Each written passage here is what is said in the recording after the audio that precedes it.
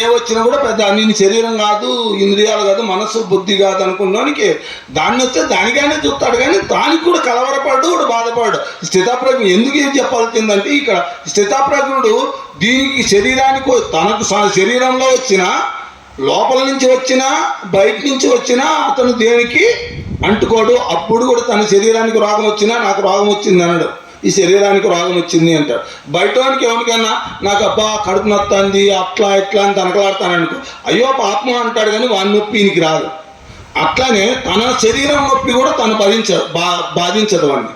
ఎందుకంటే తన శరీరాన్ని కూడా ఇతర మాదిరి బయటగానే చూస్తాడు, కానీ తందుగా చూడడు. ఇంకా తన మనసుకు ఏదైనా నొప్పి కలిగే విషయాలు ఎదురైనా కూడా తన మనస్సు కనుక అది మనస్సుకు సంబంధం, ఆ మనస్సు ఆ కర్మ చేసింది, ఆ జన్మలో ఆ ప్రారంధాన్ని అనుసరించి అది జరుగుతుంది, కానీ నాకు సంబంధం లేదని సాక్షిగానే ఉంటాడు.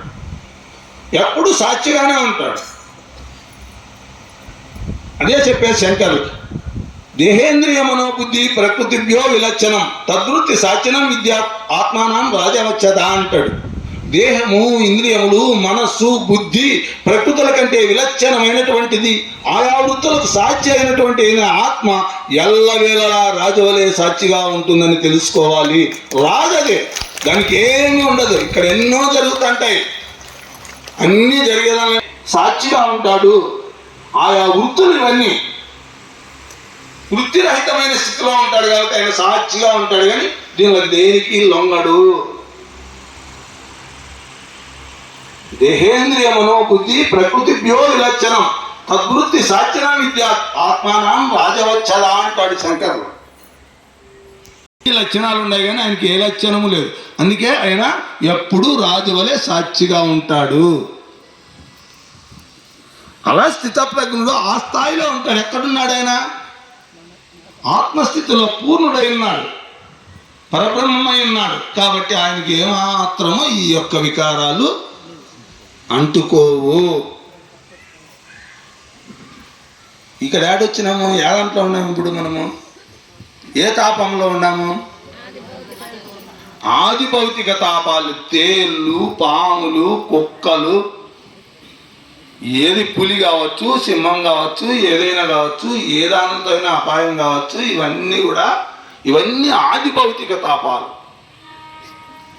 ఇక కొన్ని దీనిలు కాకుండా ఈ ప్రకృతిలో ఈ కనపడే ఈ భూమి మీద ఉండేటటువంటి దానిలో కాకుండా బయట నుంచి జరిగే ఉత్పాతాలు కొన్ని ఉన్నాయి. ఏంది? సునామీలు, ఏంటివి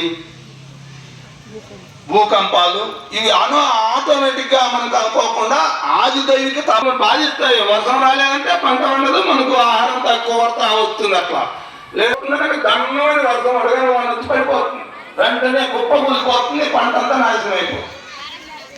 బ్రహ్మాండంగా అరిచేట్టు కాపులు వచ్చినాయి, ఏమన్నా కొయ్యాలనుకుంటానట్టుగానే ఇలా ప్రారంభం వేరుంది. ఓడేం చేస్తాడు, ఓడేం కాళ్ళు కొట్టుకుంటాడు, ఓడు మూతి పగలు కొట్టుకుంటాడు, ఓనికేమో చేతులు కాళ్ళు విరిగిపోయాయి, రకరకాల జరిగినాయి. ఓనికి ఏమాత్రం కనీసం ర్యాకుడు కాకుండా బయటపడతాడు. ఇప్పుడు వచ్చేదేడా ఏదో నా మొగుడు ఏడిపిస్తున్నాడు, నా భార్య ఏడిపిస్తాను అనుకుంటే ఇదంతా జ్ఞాన ప్రచనమే. ఎవడు ఏడిపించేవాళ్ళు లేడు. మనం ఎవరినే ఏడిపించినాము, ఇప్పుడు మనం నేర్పిస్తారు, అంతే కదా. అది ఏ రూపంలోనే ఏడిపిస్తుంది ప్రకృతి, అంతే. నీకు తెలుసుకునేదండి, నువ్వు తెలుసుకున్నావు కూడా జరుగుతుంది. తెలుసుకున్నావు కాదు జరిగేది, తెలుసుకున్న విషయంలో కూడా ఇవే జరుగుతుంది.